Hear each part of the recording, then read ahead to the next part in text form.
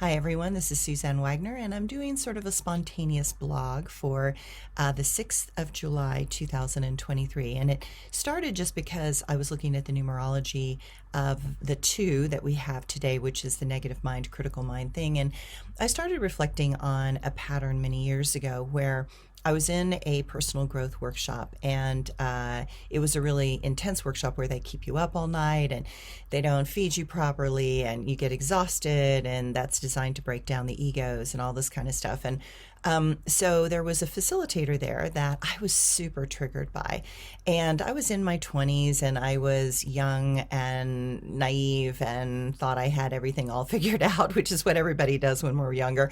And I was super triggered, and I left to get like 2 hours of sleep, which I was unable to sleep. And as I was sound asleep, I had a facilitator friend of mine call me, who was also a social worker.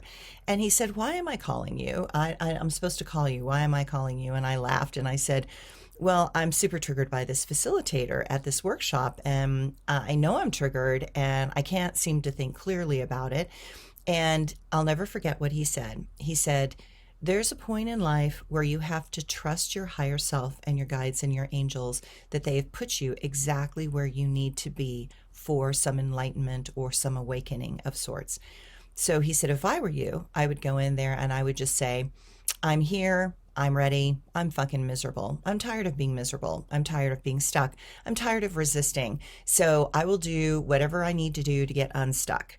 And just let the facilitator have the control and let him show you something that you probably can't see within yourself. So that's what I did. I went back to the workshop and I raised my hand and I said, "This is where I'm at." And the facilitator was like, "Yes, awesome. This is great." And so he took me through this breakthrough process.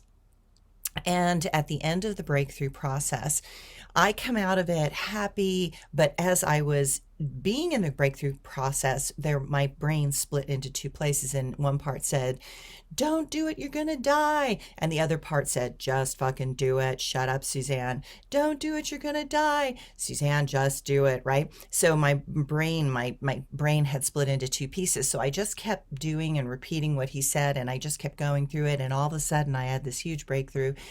And it was really profound and powerful. And when I came out of it, I looked around the room and everyone is on the floor in deep doo-doo process around the same issue.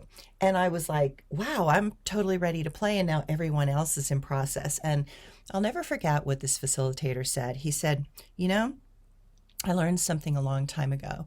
The most powerful person in the world can use all their power to stay stuck. And that creates a tremendous amount of resistance. And until that person is ready to let go, soften, and allow themselves to see something else that they're probably protecting, they will hang up the energy in the entire room. So I've also learned something is that the most powerful person that is stuck is also the person that is holding the telepathic agreement issue for everyone in the group. And he said, as you broke through, everyone had your issue. Everyone had that pattern. And so now they're in process with their own story, with their own way, with their own belief systems that they hung up around that. And I never forgot that because I realized in that moment that I have used a lot of my power in my younger years to stay stuck or locked in a particular place. Fortunately, in my 20s, I started having teachers and gurus saying to me, "Suzanne, you've got this issue in here, and I'm pretty sure that, I know what it is, but every time I get close to it, you move it." And I could actually feel how my subconscious was doing that I just wouldn't let anybody in. And I realized that if I wouldn't let anybody in, then there was no way I would ever let a facilitator or a guru into that particular place. So I look at it and I have learned something in life, which is that you have to trust that the universe knows the process that you need to do. And right now in your environment, right now is everything you need that will break you through to that place of enlightenment. The problem is that they often will trigger you. So in this particular case with this guy, the moment I broke through, I looked at him and I suddenly realized why I was triggered. I was triggered because of how he looked. he looked like my father. He had the same hair color as my father. He was the same height as my father. He had the same body stature as my father. He had the same sarcastic laugh and wit as my father. And of course, what was the issue that I was breaking through about around my father? What was everyone else in the room having an issue with? Their father. Not that that's a surprise to anybody in the psychology world, but it was really fascinating. And I realized I had projected all of my resistance and anger and resentment and frustration for all the years that I had been dealing with my father, who never wanted me to be a ballet dancer and wanted me to go up and get a quote real job.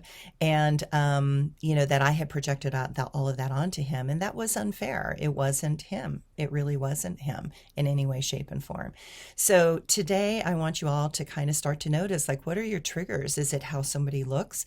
Is it their laugh? Is it a sarcasm that they use? Do you feel like they're putting you down? What is causing you to react? And start to become very, very conscious and aware of those things. And recognize that if you're triggered, there is something there for you. It's less about the other person, and it's oftentimes more about our projections and our triggers that we carry in our life. Thanks, everyone.